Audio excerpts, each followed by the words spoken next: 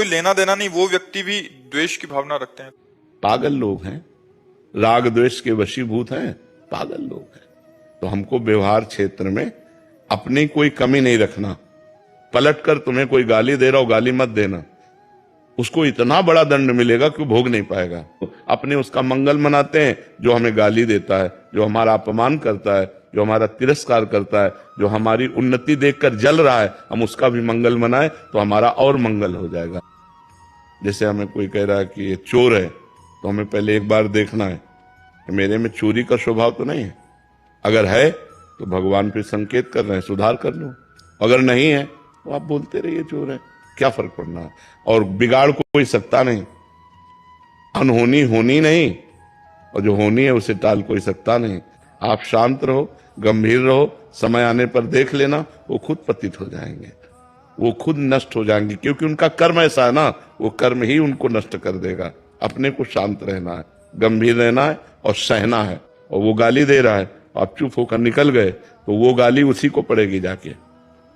वो ऐसे कर्म करेगा किसी जगह, ऐसा फंस जाएगा कि उसको सैकड़ों गाली मिलेंगी और पिटेगा वो, और आप गंभीर रहे, आपकी उन्नति हो जाएगी। तो अध्यात्म आपको बचाना सिखाता है। पीठ कहती है अगर वो एक थप्पड़ तुम्हें मारे तो तुम झुक करके निकल जाओ। अब वो एक थप्पड़ उसके लिए इतना भारी पड़ेगा, वो झेल नहीं पाएगा, क्योंकि आप चुप हो गए ना। एक नाव में एक संत और उनके शिष्य बैठे हुए थे, और बहुत से लोग, 20-25 लोग नाव में बैठे हुए थे।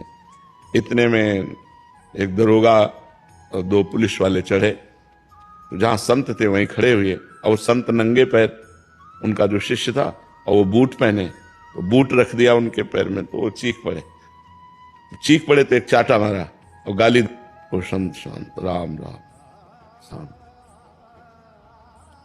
नाव किनारे लगी, तो किनारे 2-4 हाथ पानी में, जहां इतना पानी वहां नाव तो जाएगी नहीं। अब वो बूट पहने थे, तो वो संगीन लिए हुए थे, गश्त में थे, तो पहले देखा होगा बंदूक के ऊपर चाकू लगी हुई संगीन, तो उन्होंने ऐसे रखा और सोचा छलांग लगा के पार हो जाए।